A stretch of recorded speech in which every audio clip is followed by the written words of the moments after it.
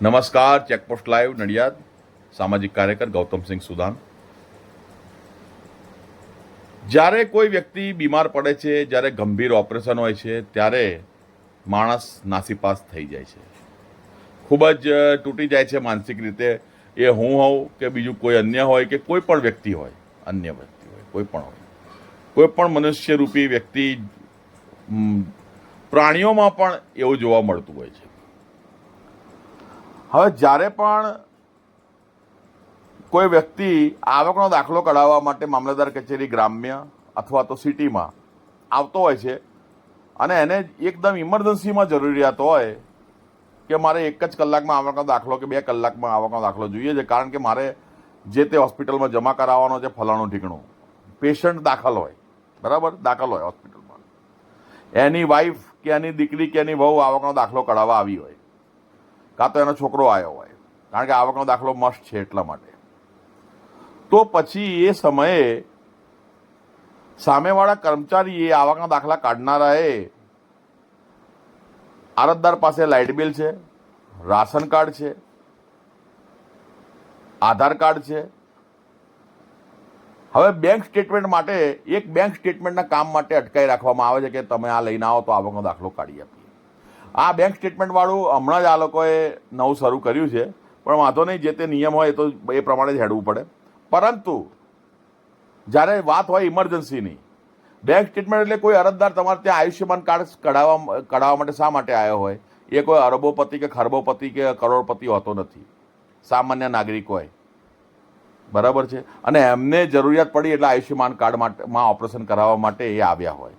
તો તમે બેંક સ્ટેટમેન્ટની જીત પકડો એટલે કે એ થોડી કોઈ બુટલેગર છે, એ થોડી કોઈ અસામાજિક તત્વ છે, એ થોડી કોઈ વચેટીઓ છે. વચેટિયા તો આખો દાડો તમારી ઓફિસમાં ફરફર કરતા હોય છે. એમને તો તમે રોકતા નથી, એમને રોકવાની તો તમારી ત્રેવડ નથી. લોને હું મોઢે કહું છું, મામલતદાર કચેરીમાં નડિયાદમાં આખો દિવસ સબ રજિસ્ટ્રારમાં અને અન્ય ઓફિસોમાં વચેટિયાઓ આખો દાડો અવર જવર કરે છે. એમને રોકવાની ત્રેવડ નથી. અને આ જે બચારા જેમને જરૂરિયાતવાળા છે એમને માટે નવા એમને માટે નીતિ નિયમો તમે ફરજ પાડો છો કે તમારે આ લાવવું જ પડશે તો જ આવકનો દાખલો નીકળશે. અરે ભાઈ, એ તમને બેંક સ્ટેટમેન્ટ આપી દેશે, પણ એમને Aadhaar card, ration card, light bill, આટલી વસ્તુ તો છે ને. એ કોઈ કરોડપતિ અબજોપતિ તો છે નહીં ખોટો દાખલો કઢાવવા આવ્યો છે. એવું હોય તો તમે એમને બીજા દિવસે એમને ઘરે જઈને ઇન્વેસ્ટિગેટ કરો, અને જે ખોટો દાખલો કઢાયો હોય તો એમનું આયુષ્યમાન કાર્ડ કેન્સલ કરાવી દો. પણ જો એ વ્યક્તિ સત્ય છે, જો એ વ્યક્તિ સાચો હોય, અને આ કર્મચારીઓની ભૂલને લીધે, જીદને લીધે જો પેલો દાખલ થયેલો વ્યક્તિ એનું આયુષ્યમાન કાર્ડ તાત્કાલિક ધોરણે નીકળે નહીં અને મરી જાય, તો પરિવાર ઉપર શું વીતે ખબર છે? આખી જિંદગી અમને પસ્તાવો રહે, ખ્યાલ છે ને?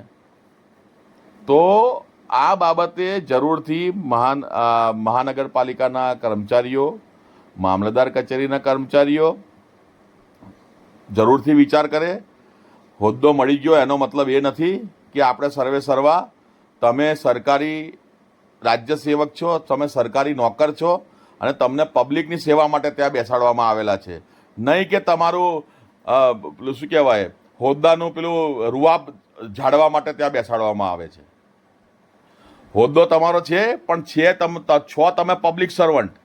એ પછી તમે બહુ મોટા અધિકારી હોય કે તમે કોઈ પણ મોટી પોસ્ટ ઉપર બેઠા હોય, પણ તમે સરકારી નોકર, બરાબર. અને આ વસ્તુ સાચી છે અને સ્વીકાર લેવાની. એમાં બહુ અભિમાન કે એમાં અહંકારમાં આવવાની જરૂર નથી. જે વ્યક્તિને આવકનો દાખલો તાત્કાલિક જોઈતો હોય, મેડિકલની ફાઇલ, પુરાવા અને દાખલ થયેલાનું બધું બતાવે, તો તમારે તાત્કાલિક કાઢી આપવો જોઈએ એ વ્યક્તિને આવકનો દાખલો. જે બેઝિક ડોક્યુમેન્ટ છે એ તમને આપતો હોય તો તમે પછી સીબીઆઈ ઇન્કવાયરી કરવા જાઓ તો ક્યાંથી મેર ખાય? એવું તો જોવા જઈએ ને તો આખા દાડામાં થઈને 50 થી 60% કામ ખોટા થાય છે, જો જોવા જઈએ તો. એમને તો તમે કશું ધ્યાન આપતા નથી. મારી જોડે રીસ રાખી અને તમે કોઈને નુકસાન પહોંચાડો એ યોગ્ય નથી. અમે તો મીડિયાવાળા છીએ, પાર્ટ ટાઈમ સાંજે પિટિશન રાઇટરનું કામ પતાયા પછી અમે તો મીડિયાનું કામ કરીએ છીએ.